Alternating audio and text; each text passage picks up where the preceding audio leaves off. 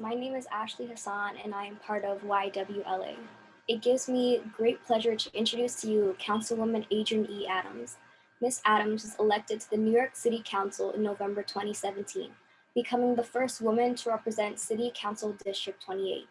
This district includes Queens, neighborhoods of Jamaica, Rockdale Village, Richmond Hill, and South Ozone Park. Councilmember Adams grew up in Hollis, Queens, attended St. Paschal Baylon Elementary School and Bayside High School. She works as a corporate troop leader in her professional life.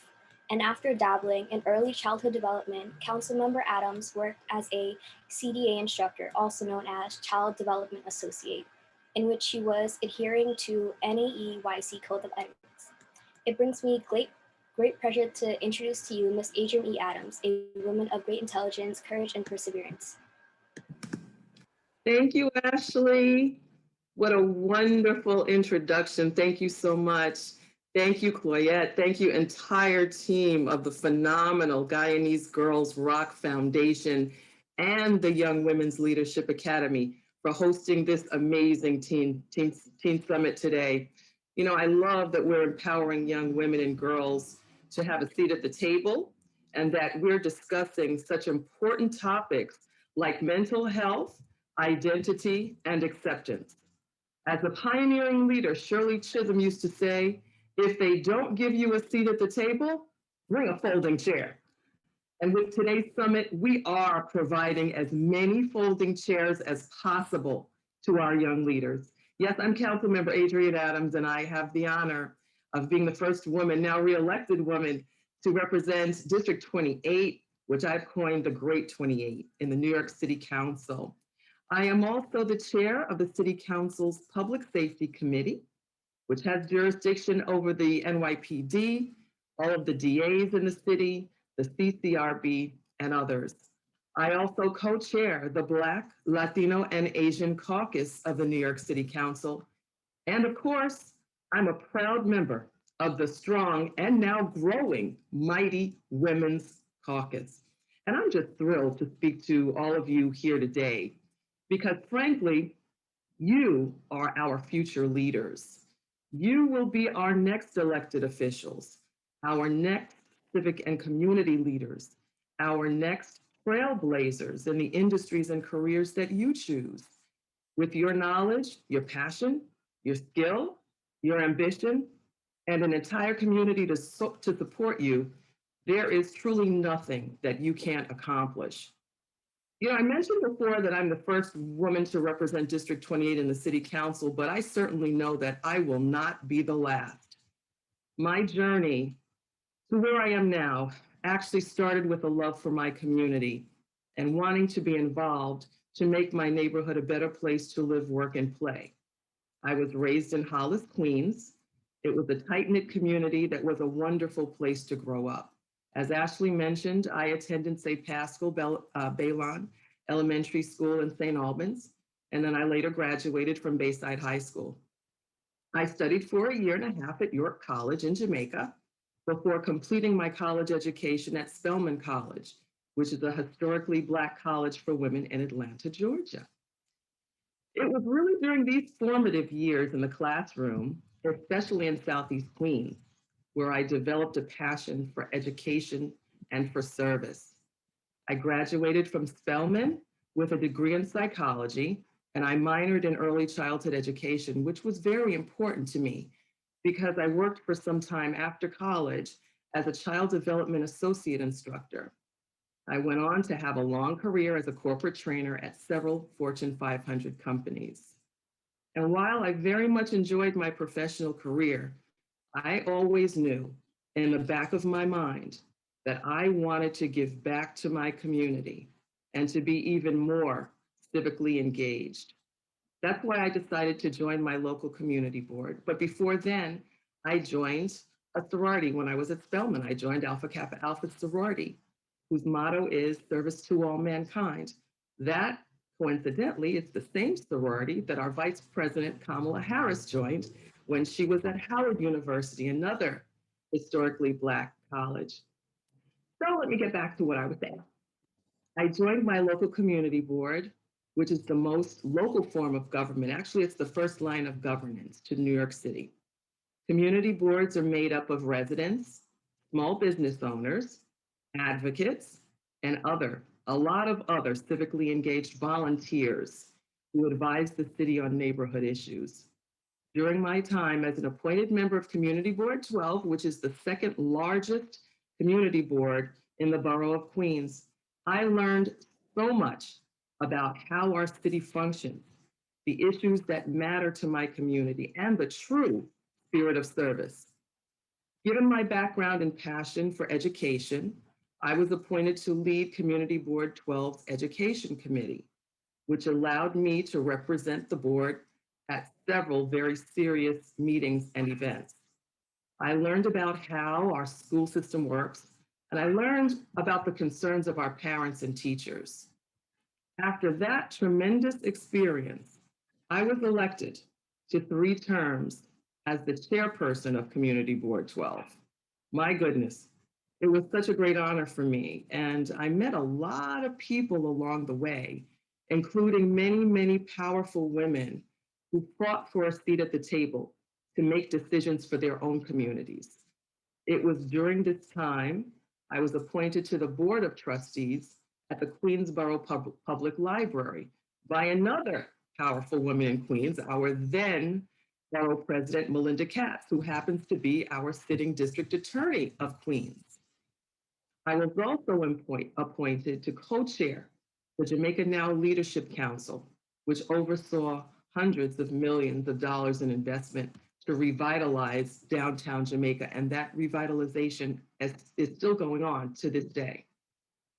Now, at that point, I was still fulfilling my mission to serve my community through the community board and other organizations that were doing such impactful and meaningful work. And I, truthfully, never thought about or wanted to run for public office. But I had a lot of people that saw something in me, and I know a lot of you have. If not, you certainly will. Have people in your lives that see something about you that you don't yet see for yourself. But while I was chairing Community Board 12, and even before, when I was education chair, several people kept saying to me, you need to do more. You need to do more. You have the capacity to do more. And they saw things in me in another level at a higher capacity that I didn't want to see it. I didn't want to face it. So I just chose to leave it alone. And I actually fought everything about entering into political life because it was something that I just was not attracted to. I enjoyed just working for my community in the capacity that I was serving in. I was very, very content serving in my capacity as chairperson of Community Board 12, which, again, volunteer positions, all volunteer positions. I was happy there. But the more I considered other people's belief in me, people that were actually elected officials and other leaders in the community, I started thinking about how much of a difference it would make for young girls and teens to actually see a woman represent them in the New York City Council, a position that had never been held before by a woman in District 28. The more I thought about that, the more I started opening up to the idea of actually running for that seat. So when I ran in 2017 and won, making a little history along the way, I never lost sight of the importance of seeing yourself in your representatives. I knew I had to take a leap of faith and blaze a trail so that in the future, you all beautiful, beautiful young women can run for public office, whether it's right here in District 28, whether it's overall somewhere else in Southeast Queens or anywhere else, you can serve your community too. It's always easier when someone else sets that example. And I hope that I've inspired young girls and women in my community to get involved and to become civically engaged. I'm proud that I followed the calling finally and ran for office finally, because I'm not only the first woman to represent this district right now, I'm also chair of the public safety of the New York City Council. As I mentioned, co-chairing the Black, Latino, and Asian Caucus, and I'm a member of the budget negotiating team. As we speak, we are negotiating the New York City budget, which is a $98.6 billion budget. And I actually sit on the team that is negotiating that with the mayor. So I'm truly blessed, not to just serve my community and my district, but all of New York City in this particular position. As I like to say, I wake up every morning on purpose with a purpose. That it all starts with a love of your community and a desire to leave it better than you found it. There are so many ways that you can channel that energy and channel that passion. You can, of course, attend your local community board meetings or even apply to join. If you care about the safety of your neighborhood, attend your local precinct council meetings. They happen every month for every single precinct in the city. If you feel strongly about any particular issue, like climate change, which is really, really huge right now, or racial justice, which is really, really huge right now, women's equality, another issue, which is tremendous right now. You know, you can find organizations or programs that you can join and be an active part of. There are so many ways to be civically engaged. Listen, when you turn 18, if you haven't already registered, when you turn 18, vote. You must vote. By now, you know or should know the benefits of voting and determining who your representatives are, whether it's in City Hall, whether it's at state level at Albany, whether it's in Washington, D.C. in Congress, or even the White House. You know, and you also know how hard our ancestors fought for the right for us to have the vote, to have our voices heard, and to be counted in this country. So we can never, ever forget the importance of voting and preserving the right to access to our ballot box. But beyond voting, you can also write or call your local elected representatives. You can collect signatures for a petition for an issue that you feel strongly about. You can start a campaign on your own. You can attend a rally or attend several rallies in your interest, or you can organize your own rally yourself. Being civically engaged means participating in our democracy. It's a task that requires active participation, young women.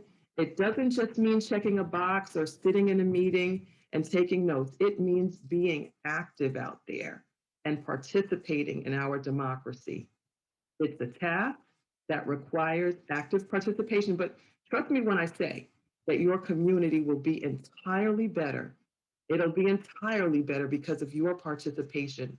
It'll be better off for your dedication and your commitment to democracy because nobody can be the great you like you can be. Nobody can be you better than you. Nobody can bring to the table more than you can bring. You've already taken the steps today by being here and by learning from all of the panels, these great panelists that you have, these experts, these leaders. I know that you have a full afternoon full of speakers. I don't want to bore you too much, but I know that you're going to have a lot of people to learn from today. But just know, great young women, just know that you are our future and that we will give you the tools, we'll give you the knowledge, we'll support anything that you do to make sure that you know that you can do anything that you set your minds to. And I hope that you will take up the charge of being civically engaged leaders and that you will advocate for your neighbors and community members. I can't wait. I just can't wait to see what you all will accomplish now and in the future. I know that I will not be, Councilmember Adrienne Adams will not be the last woman to represent District 28, and that one of you will take up the mantle and bring it even further than we could have ever imagined. So again, I thank Claudette. I thank everyone. I thank Rhonda Benza. I thank Guyanese Girls Foundation, all that make up the leaders, the teachers, the prayer warriors that make up this great organization. Thank you to our panelists. Thank you to our guest speakers.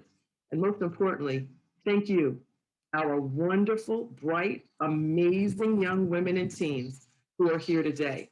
I am so confident that you won't have to bring a folding chair to the table because you will be at the head of the table and running this show. So thank you all again and have a great Teen Summit. Thank you so much. We actually have a couple questions for you from the chat and the Q&A. So the first question is, what kind of resources can we use to be a part of our community board? And how can we use our gifts and talents to serve? Oh, that's great. What a great question. The first thing that you have to do, even before you are ever appointed to a community board, just go thing. Look on the website. All of the community boards have Facebook pages. Look on their Facebook pages to find out when they meet and just attend the meetings. Listen to what goes on in the meetings, and you will find out yourself what you're interested in. Community boards have committees in every interest of the city. They have transportation committees, land use committees, education committees, youth committees, and a whole lot more that you all will be able to, say, hey, I'm interested in that.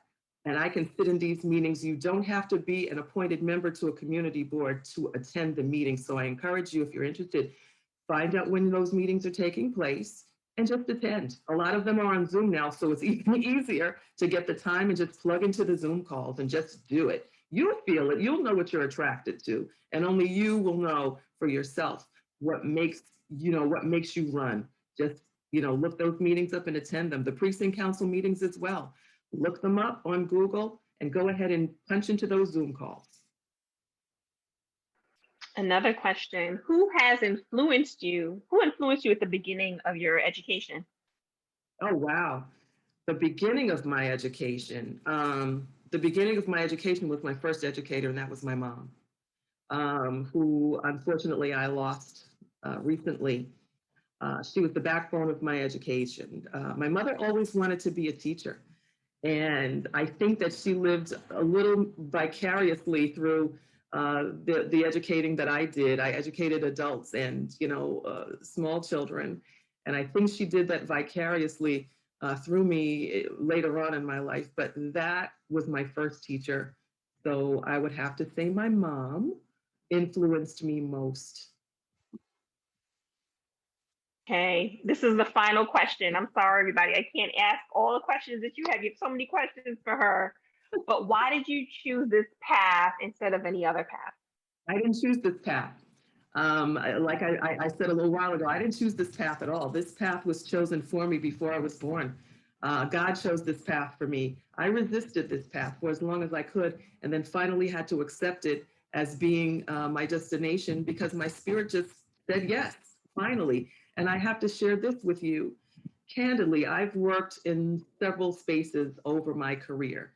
I enjoyed being a corporate trainer in executive management. I enjoyed that. But the very first time that I felt that I was born to do something was the first time that I walked onto City Hall chambers and I looked up into that room and my spirit actually said, welcome home. And I knew that I was born to do this work, the work that I'm doing right now, the public servant, not political person, but the public servant that God has called me to do and to be. Excellent. I actually do have a little bit more time. I thought I was running out of time. You see me?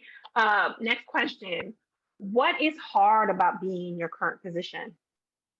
Yeah, the hard thing about being in this position, it's a lot of responsibility. And you have to accept that as hard as you work, as hard as you fight, everyone is not going to, one, recognize the hard work that you're doing. And number two, agree with the decisions that you're making, because the decisions that are made at this level are made on a grand scale. So if the decisions that are made as a body in the city council or even, in the state legislature, we're making those decisions for thousands and thousands and thousands of people. And sometimes one or two or 10 or 20 or 50 may not be happy with those decisions, but we have to consider the entire population of who we are serving, take a deep breath and prayerfully make those right decisions. Thank you. And one more. This is kind of a general question, but what resources can we use when we're in these leadership positions if we're struggling, like just struggling with all the things given the pandemic, all these things that have been happening? What do you use as your resources to decide to keep on going? Yeah. Oh gosh. Thank goodness for Google. I have to be perfectly honest with you because if I have a thought or a question, that's where I go. There are resources, Dr. Gregory, there are resources that I have never conceived of in my life, but I can put in 3 letters right now. If I say, I am concerned about the health of my poodle's eyeballs, just,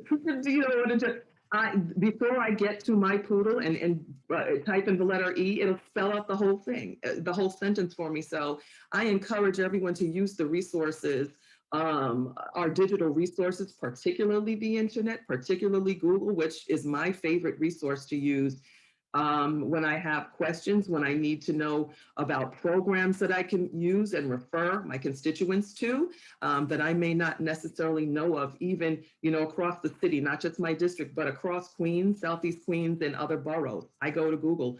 That's my greatest resource. Thank you so much, Council Member Adrienne Adams. We really appreciate you being here. And we just want to say thank you so much for coming. Thank you for having me. What an honor. Enjoy the summit, everyone. Thank you.